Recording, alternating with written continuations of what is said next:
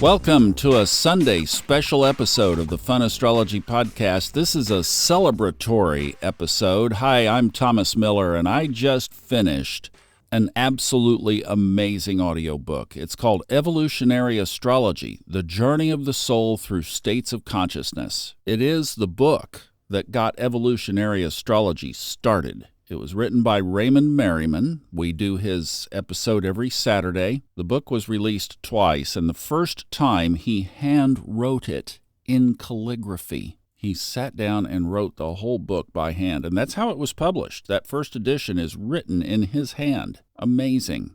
He wrote it in the mid-'70s, and then it was released a couple of years later. So we're going back 50 years, gang. And then it was republished in the early 90s and updated several chapters. But this chapter, the first chapter, entitled An Allegory, was from the original printing. And this book is not about trines and sextiles and squares and T-squares and all of that. This is about the journey of the soul through states of consciousness, exactly as the title describes, and as reflected in the sky. Two things just jump out at me. One is this is a man who was in his late 20s when he wrote this chapter. And second is how just alive and appropriate it is today as it was back in 1975. I asked if I could do this, was granted permission, and so I wanted to let you hear Chapter 1, how the book begins. It will be out in November. We'll link to it from High Timeline Living, and hopefully we'll get Ray in here for a podcast. I hope this touches your soul as much as it does mine. Long ago, in an area extending from the Dead Sea southward through the Nile River Valley in Egypt, a community of individuals once gathered. They were highly skilled and talented individuals as far as the affairs of the world were concerned, but one day each made a commitment that not only affected the rest of their lives, but also the lives of many people for centuries to come. Each member of this community decided to give up mundane skills and talents for personal ends only, and to come together with a unified purpose in a band which has come to be known as the Essenes. The time began around 500 BC. The planet Earth was entering a critical cycle. The age of Aries was drawing to a close, and the age of Pisces was fast approaching. A change, nay, a great change, could be felt in the air. People were confused and frightened, for things which they could not understand were happening so fast. All the prophecies of old seemed to be manifesting at once, with one exception: the birth of a great Savior. "Where is our Savior?" was a cry heard across the lands. Then, one by one, the saviors began arriving. Bodhidharma in the Far East, Siddhartha Gautama, the Buddha, Mahavira in India, Lao Tzu and Confucius in China, and Zoroaster in the Middle East. But the Essenes were looking for another yet, one who would appear according to the prophecies of the Old Testament, and according to the prophecies of their own wise men, known as the Magi. They knew the time was upon them to prepare for the advent of this new age, for the arrival of a great one. They knew that a new age of devotion, self-sacrifice, and love for all people was necessary for the Earth's evolution. In fact, it was necessary in order for the planet to remain in balance with the universe itself. So they made the commitment.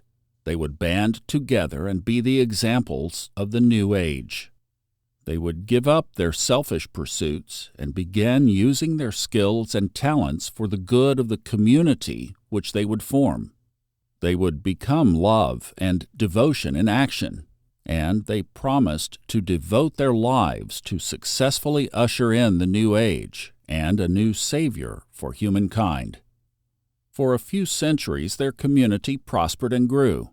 It grew in the bond of the commitment, in the faith of a promise they made and kept to one another. And then, one day, the prophecies of the Magi came to be. The bright star, the conjunction of Jupiter and Saturn in the sign of the fish, hovered above in the evening skies. A sign, an omen long awaited, signaled not only the end of waiting and preparation, but the beginning of the great task which now lay before them.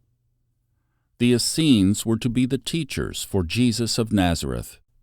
An age had come to an end, and a new age had finally arrived. The Essenes carried out the task they had chosen and had been chosen to do. They successfully ushered in a new age based upon the principles of love and devotion, largely through the teachings of one great master, Jesus of Nazareth. Within 2 centuries after the birth of Jesus, their purpose at this point completed, the Essenes vanished from the face of the earth. Nearly 2 millennia have passed. The age which the Essenes ushered in is now drawing to a close. Again, the planet Earth is in the midst of a crisis. Great changes are rapidly taking place, and a new age is fast approaching. Humankind is again in the precarious position of needing to balance itself with the natural order and flow of the universe. The process of the evolution of this planet is once more unfolding in a dramatic fashion. Once again, the call for preparation for such a change is being sounded. The Essenes made a promise to commit themselves as workers for a universe of love, peace, and harmony. They promised to work against all the forces of negativity by concentrating their efforts totally toward the creative and positive forces within the universe. And this promise was made for eternity. This book is dedicated to the Essenes, who have come once again to fulfill their promise to humankind. It begins with a you and a me. We look at one another and notice differences. You don't look like me, and I don't look like you. We don't always think alike either. In my thoughts, I form judgments about you, and you do the same about me. I define who and what you are all about by constructing forms and limits. I look at you as I look at life. You have a birth, a life of events such as marriage and children, occupations and avocations, awards, honors, setbacks, and disappointments. Like life itself, you seem to have a beginning and an end, and I function as if these things are real. But are they? Does life consist of a beginning and an end? Is reality based only upon the physical appearance of things? Or is it possible that there is something beyond the appearance, that there is something beyond the birth and death moments? I look about and I notice things.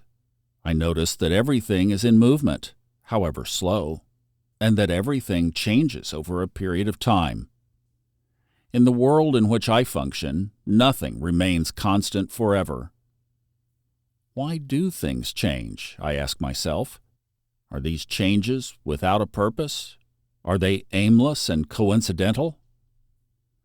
In this lifetime, I have chosen, or been chosen, to be an astrologer. I'm proud of this position. I dearly love my art, for it gives me a sense of the nature of the universe which no other intellectual endeavor has ever afforded. There is one thing in particular that I and other astrologers have discovered in my studies. There is an order to life. There is a timing function operating in the universe, one which affects every living organism.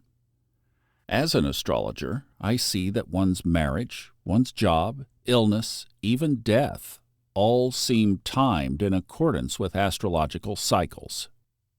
Seeing correlations which occur between the celestial bodies and the events in one's life, another question arises. Is not the moment of birth itself also well-timed?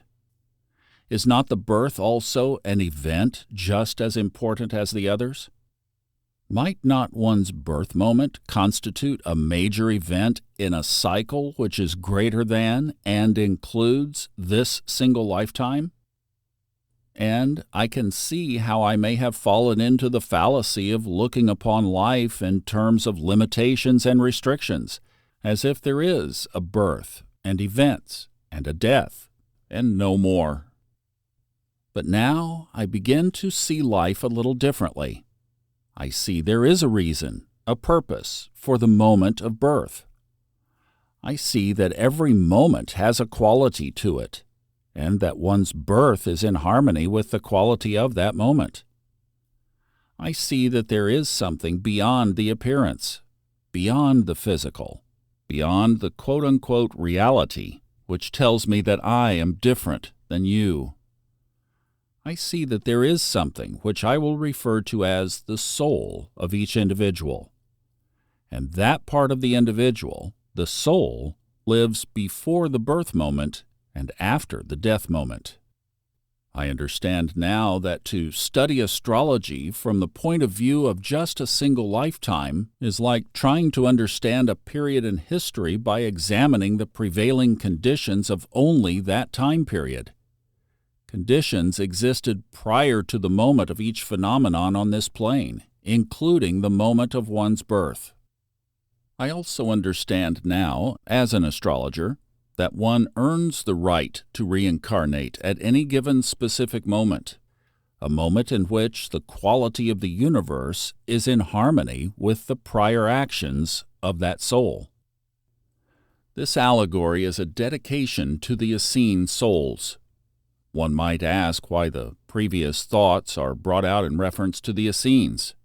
It is because of the nature of the Essene mind.